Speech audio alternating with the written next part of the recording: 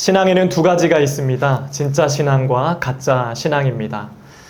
씨앗교회를 다ним하면서 저희 목회의 목표가 있다면 온 성도들이 진짜 신앙인이 되는 것이고, 그래서 우리 모두가 천국에 가는 것입니다. 아마 이것은 하나님이 저와 여러분 모두에게 바라시는 일일 것입니다. 이렇게 될 수 있도록 이끌어주고 기도해주는 것이 저의 역할이자 교회의 역할입니다. 신약시대의 교회는 진짜 신앙은 이런 것이다, 교회는 이래야 한다라는 표시가 있었습니다.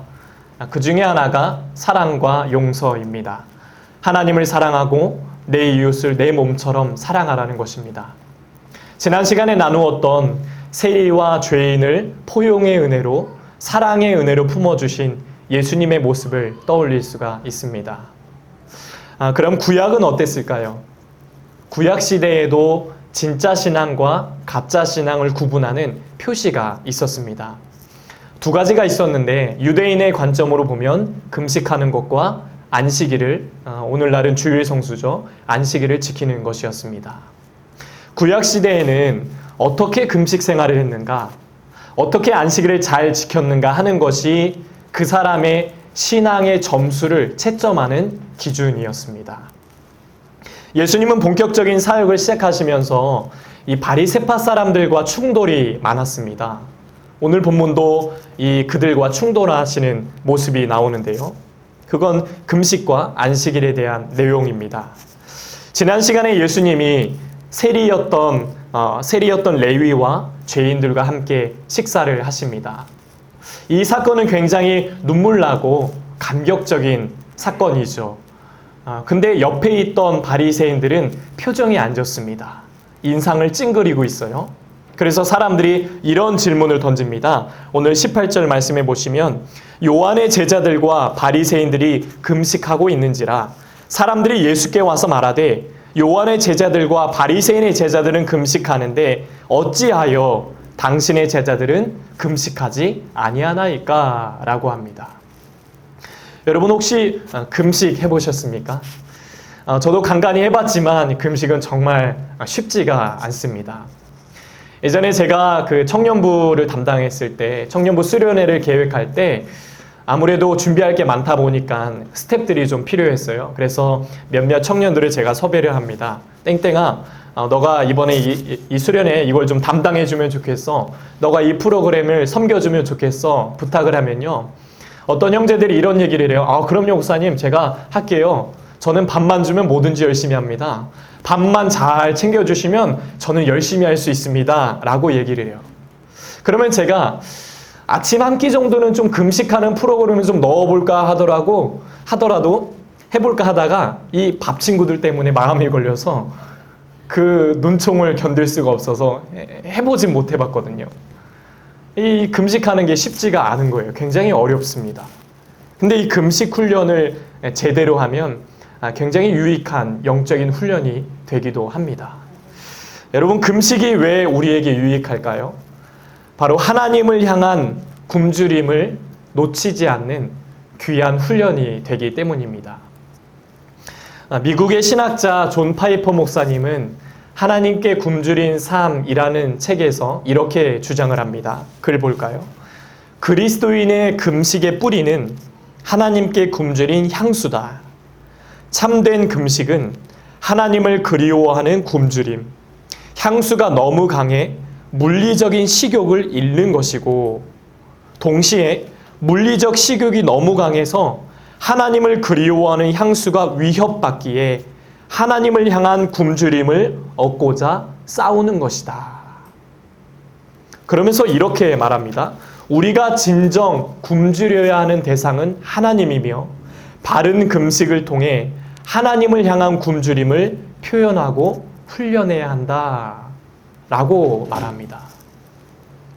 당시 유대 사회에서 금식은 거의 보편화되었습니다. 이스라엘 백성들이 1년에 한 번은 꼭 금식을 해야 했습니다. 그날은 대속죄일이었는데, 이날은 죄를 회개하고 정결하게 하기 위해서 모든 백성들이 금식을 해야 했습니다. 이때 바리새파 출신의 사람들은 쓸데없는 열정이 많았거든요. 다른 사람들이 1년에 한 번만 금식하면 되는데 이 사람들은요, 일주일에 2번을 금식을 했습니다.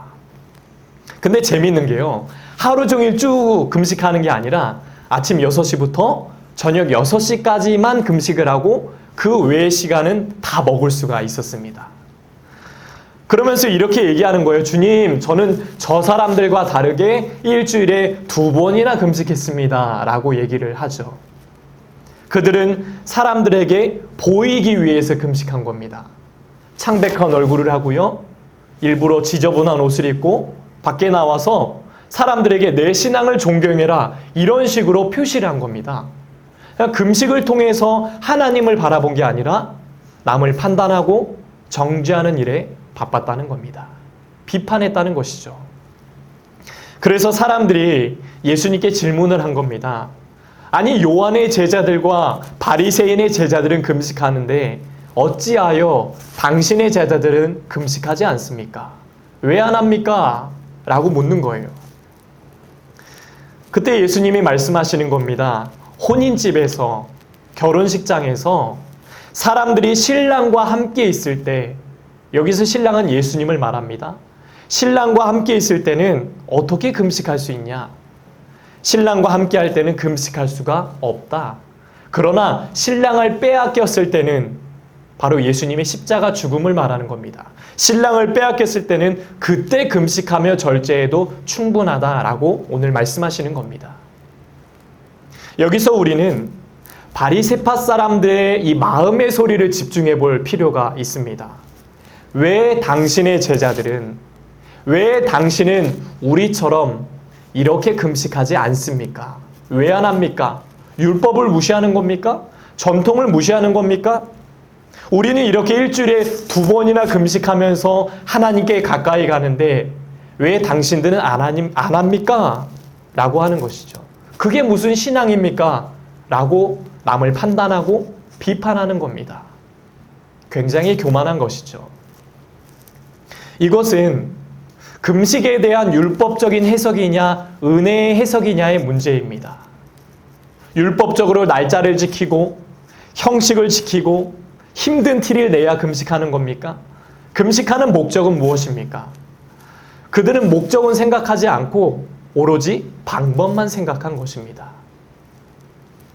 구약은 완전히 율법의 시대였습니다. 문자 그대로 해석했어요. 겉으로 보이는 형식만 지키면 내가 속으로 무슨 생각을 하든 전혀 문제가 되지 않았습니다. 당시 사람들이 이런 종교 생활을 했던 것입니다. 그런데 신약 시대에 예수님이 오시면서 모든 게 달라졌습니다. 율법이 아니라 은혜가 우선시됐습니다. 하나님이 베푸신 구원의 은혜에 기뻐하고 감사하는 것이 우선시됐습니다. 감사하면 사람이 변합니다. 신앙생활은 원망과 불평을 배우는 게 아닙니다. 율법을 배워서 남을 판단하는 게 아닙니다. 신앙생활은요, 감사와 기쁨을 배우는 것입니다. 그리 아니하실지라도 찬양하는 법을 배우는 것입니다. 값없는 은혜로 나 같은 사람을 구원해 주신 그 은혜에 기뻐하고 감사하는 것입니다. 그 은혜에 감사해서 주님께 예배하고 내가 할 수 있는 범위 안에서 봉사하고 헌신하는 것입니다. 내 믿음은 연약해서 넘어지고 늘 쓰러지지만 그래도 하나님이 나와 함께 하신다는 사실을 믿고 다시 일어나서 믿음으로 살아보려고 노력하는 것이 신앙생활입니다. 우린 평생 이걸 배우는 것입니다. 잠언 24장 16절 말씀 우리 함께 읽어보겠습니다. 잠언 24장 16절 말씀 시작. 대저 의인은 7번 넘어질지라도 다시 일어나려니와 악인은 재앙으로 말미암아 엎드러지느니라. 아멘. 의인은 7번 넘어져도 다시 일어나려니와. 여기서 의인은 하나님의 백성이죠. 하나님의 말씀대로 살려는 사람을 말합니다. 그런 의인은 어떻게 한다고요? 7번 넘어져도 다시 일어선다는 것입니다. 7전 8기의 신앙을 말하죠. 도종환 시인은 이렇게 말을 합니다. 흔들리지 않고 피는 꽃이 어디 있으랴? 흔들리지 않고 피는 꽃이 어디 있으랴? 그리스도인은요, 7번 넘어져도 8번 다시 일어서는 것입니다. 그럼 어떻게 우리가 일어날 수 있습니까? 시편 37편 24절 말씀해 보시면 그는 넘어지나 아주 엎드러지지 아니함은 여호와께서 그의 손으로 붙드심이로다. 그는 넘어지나 아주 엎드러지지 아니함은 하나님께서 그의 손으로 붙들어 주심이로다. 우리가 다시 일어설 수 있는 것은 여호와의 손이 붙잡아 주시기 때문입니다. 8번째 다시 붙잡아 주시는 하나님의 손이 있기 때문입니다. 그래서 우리가 이 자리에 있는 것입니다. 신앙생활은 율법이 아니라 이런 은혜를 배우는 것입니다. 이렇게 예수님은 율법에 매여 있던 유대교에서 벗어나서 새로운 복음의 그릇을 가져야 한다라고 말씀해 주십니다. 이걸 2가지 비유로 들려주셨습니다. 먼저는 낡은 옷과 새 천조각의 비유입니다. 낡은 옷에 새 천조각을 깁는 사람은 없죠. 또 다른 비유는 낡은 가죽 부대와 새 포도주 이야기입니다. 새 포도주는 당연히 새 부대에 넣어야 합니다. 낡은 가죽 부대에 넣으면 포도주가 발효돼서 부대가 찢어지게 됩니다. 여기서 낡은 옷과 낡은 가죽 부대는 무엇을 의미할까요? 바로 율법적인 사고, 과거의 생각을 말합니다. 옛날의 사고방식, 자기 중심적 사고방식으로는 세상도 변하지 않고 나 자신도 변하지 않습니다. 즉 내가 가진 편견과 고정관념을 버려야 한다는 것입니다. 성경은 새 포도주는 새 부대에 담아야 한다고 말합니다.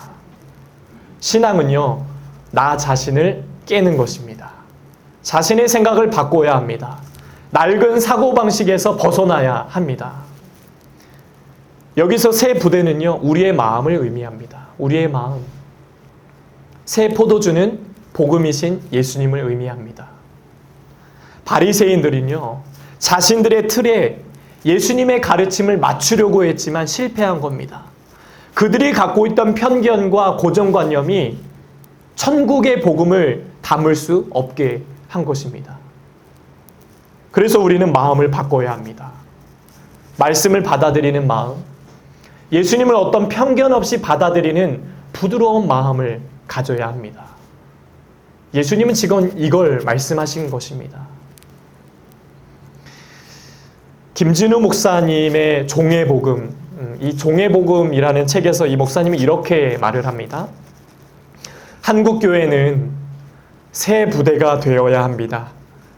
교회를 오래 다니고 성경 지식을 많이 아는 것이 천국 가는 신앙이 아닙니다.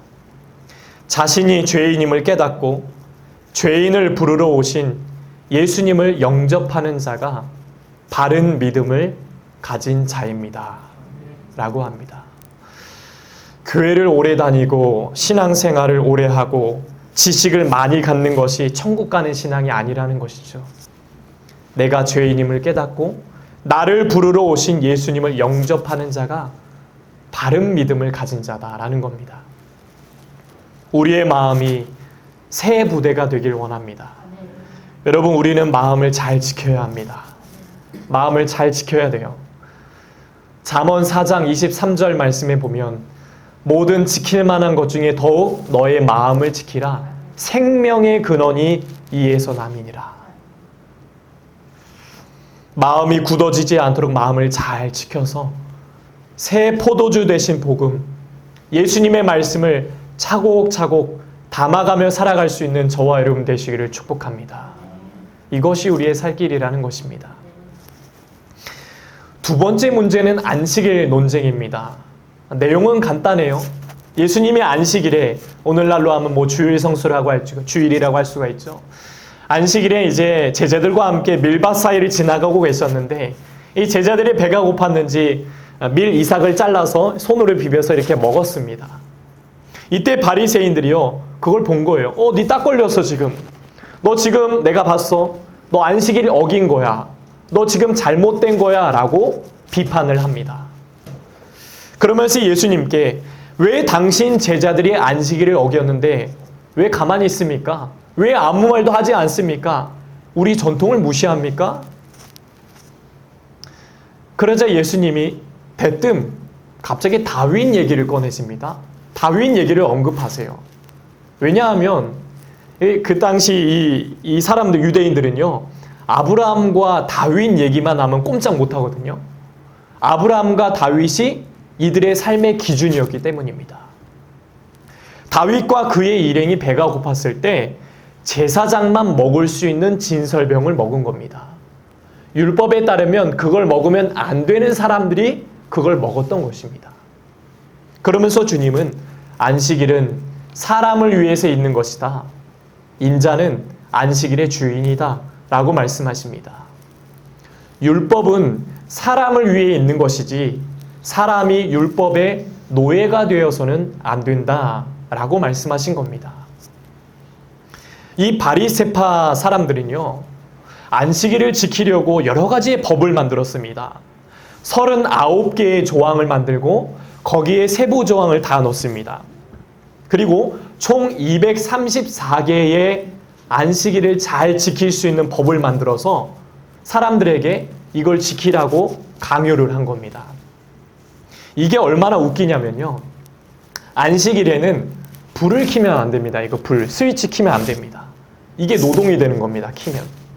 그래서 전깃불을 켤 수가 없어요. 그럼 어떻게 하냐? 안식일 전에 미리 전깃불을 켜놓고 안식일 내내 불을 킨 상태로 그대로 있는 겁니다.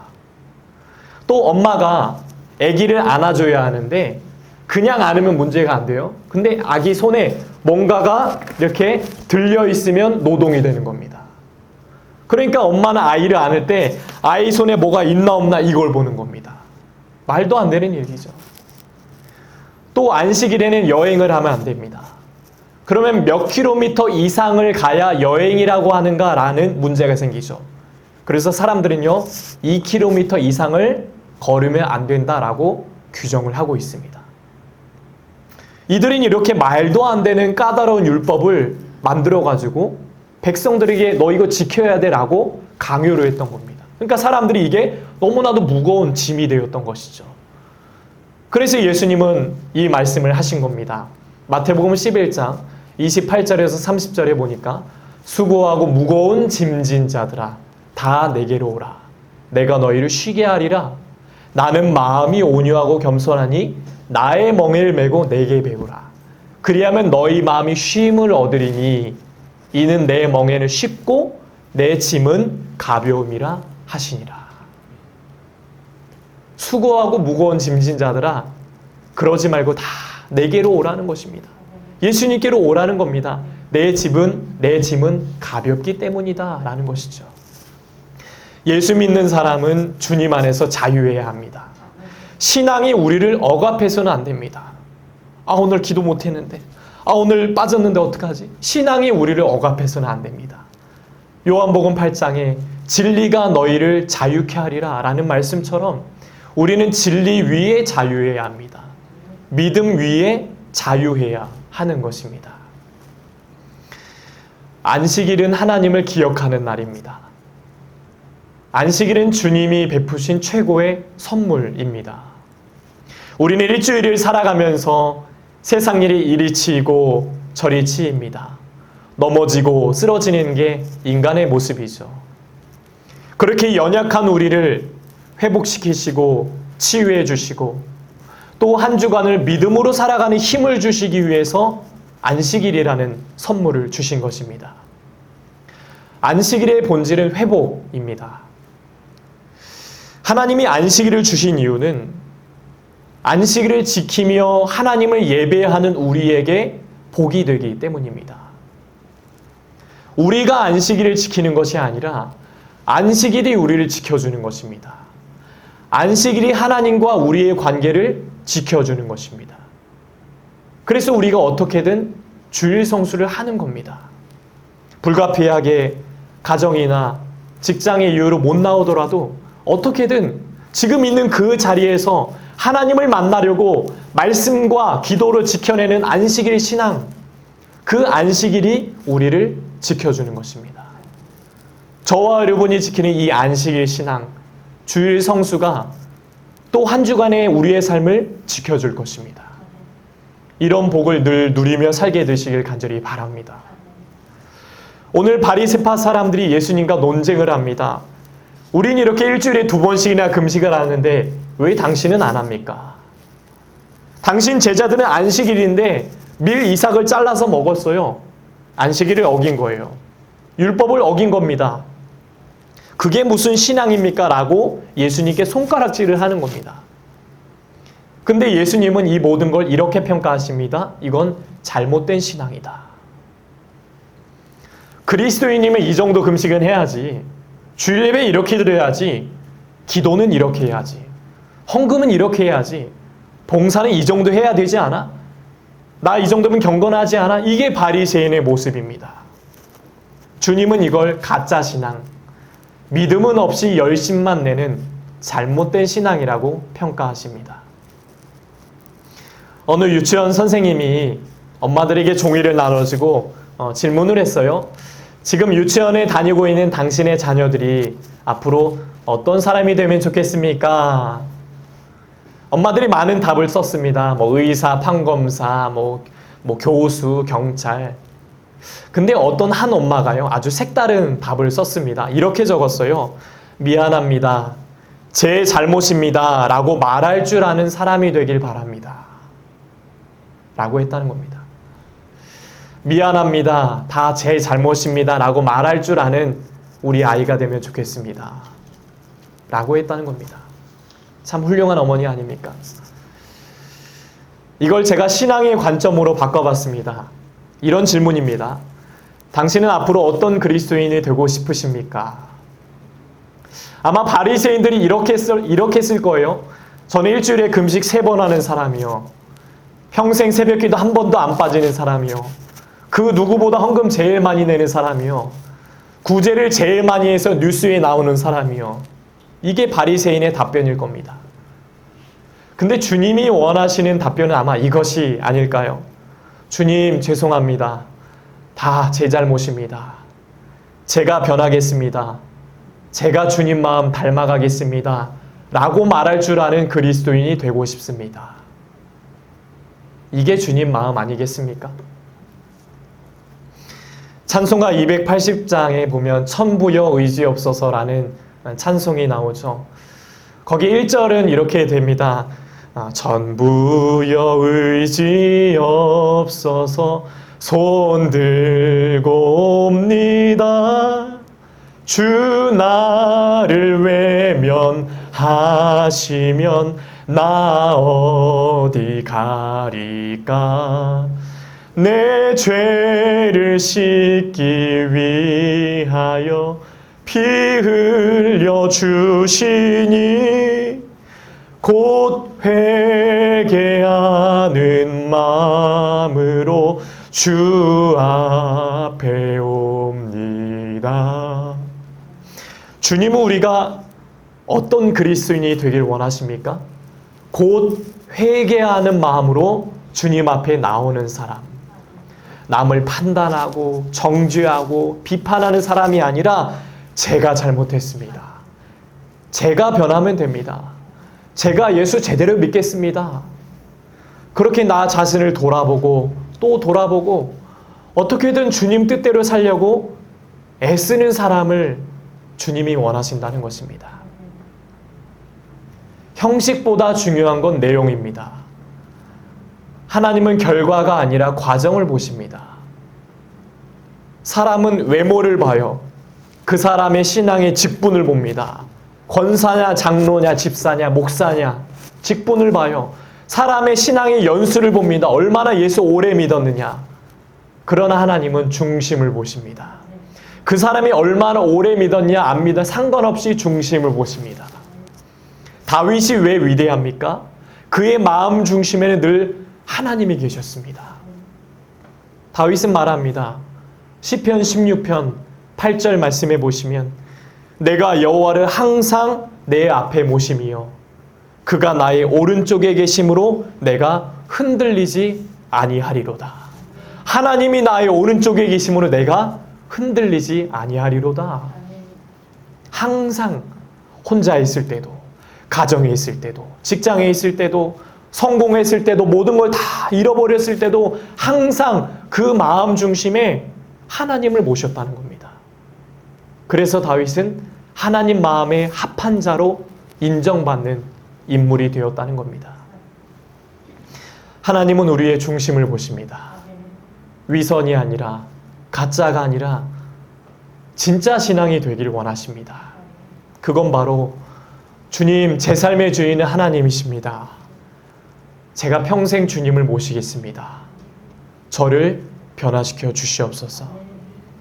이게 참된 신앙입니다. 저 사람이 아니고 내가 변하면 됩니다. 내가 변하면 가정이 살고, 내가 변하면 직장이 살고, 교회가 살고, 내가 변하면 내 삶이 변화가 됩니다.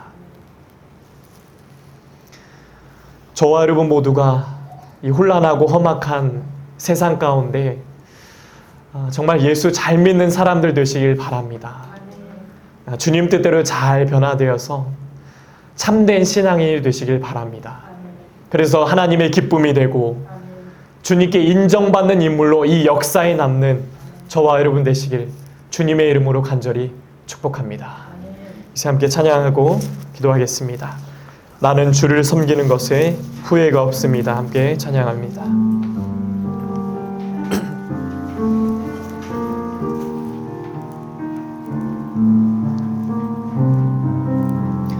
나의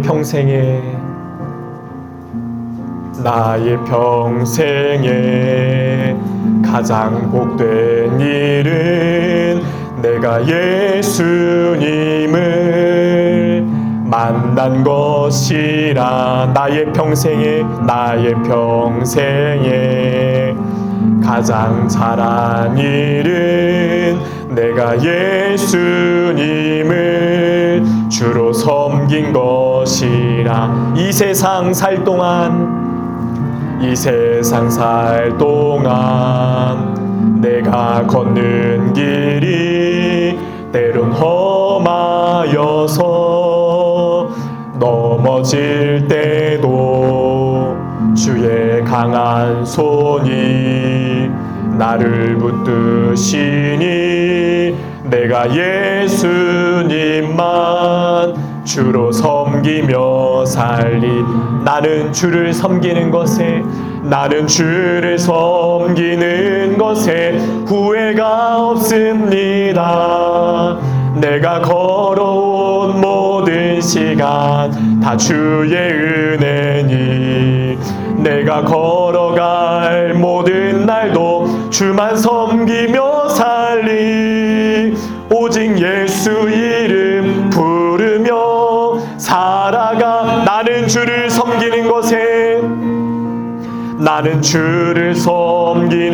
것에 후회가 없습니다. 내가 걸어온 모든 시간 다 주의 은혜니. 아멘. 내가 걸어갈 모든 날도 주만 섬기며 살리. 오직 예수 이름 부르며 살아가. 우리 마지막으로 나는 주를 섬기는 것에 후회가 없습니다. 아멘. 내가 걸어온 모든 시간 다 주의 은혜니 내가 걸어갈 모든 날도 주만 섬기며 살리. 오직 예수 이름 부르며 살아가. 이것이 나의 간증이요 이것이 나의 간증이요 이것이 나의 찬송일세. 나 사는 동안 끊임없이 구주를 찬송. 우리 한 번 더. 이것이 나의 간증이요 이것이 나의 아멘. 이것이 나의 찬송일세. 나 사는 동안 끊임없이 구주를 찬송하리로다. 우리 함께 기도할 때 하나님, 위선이 아니라 진짜 신앙이 되게 하여 주시옵소서. 내 신앙이 변하고 내 삶이 변해서 세상에 선한 영향력을 끼치는 믿음의 사람 되게 하여 주시옵소서. 주님 저를 변화시켜 주옵소서. 이제 주여 한번 해치고 동서로 함께 기도하시겠습니다. 주여, 하나님 아버지 감사합니다. 오늘도 주님의 귀한 말씀을 들었습니다. 하나님, 그렇습니다. 하나님, 위선이 아니라 가짜가 아니라 바리새인이 아니라 진짜 신앙이 되게 하여 주시옵소서. 참된 신앙은 무엇입니까? 하나님, 내가 변하기 원합니다. 내가 변하면 됩니다. 내가 변하면 가정이 살고, 내가 변하면 자녀가 살고, 내가 변하면 직장이 살고, 교회가 살고, 내가 변하면 내 삶이 변화되는 줄로 믿습니다. 하나님 아버지, 우리가 예수를 믿으면 믿을수록 가짜가 아니라 진짜가 되기 원합니다. 하나님이 인정하시는 믿음의 삶이 되기 원합니다. 하나님이 인정하시는 그리스도인 되기 원합니다. 다윗과 같은 그런 삶을 살게 하여 주옵소서.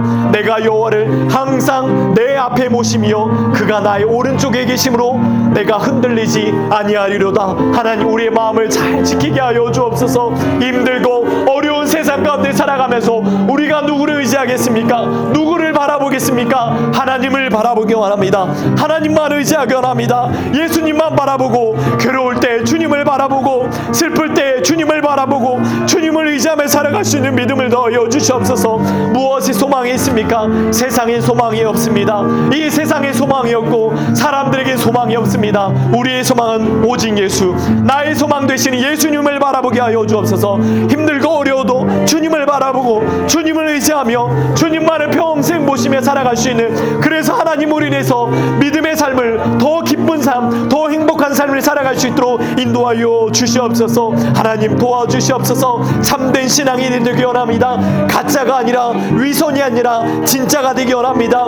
신앙이 우리를 억압해서는 안 됩니다. 하나님, 우리가 주님 안에서 자유하게 하여 주시옵소서. 하나님, 주님 안에서 자유하게 하셔서 하나님의 기쁨이 되고 다윗처럼 하나님께 인정받는 인물로 이 역사에 남는 우리 믿음의 성도들 다 될 수 있도록 아버지 역사하여 주시고 함께하여 주시옵소서. 주님, 도와주시옵소서.